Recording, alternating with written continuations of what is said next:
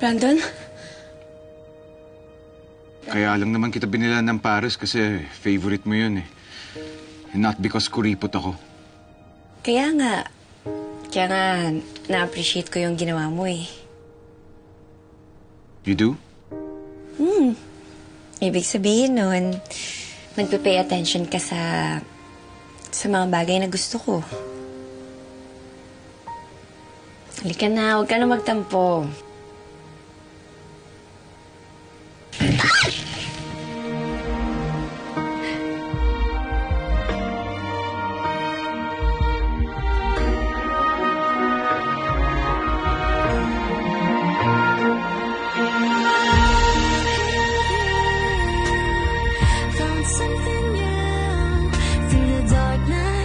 The highlights, you're my lifeline as we take our flight.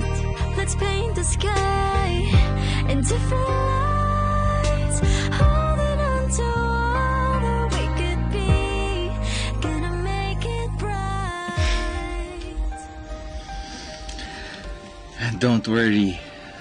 Tama naman yung mga ate mo. I'll show them kung gaano ako kaseryoso sa'yo. Boss. Copy po.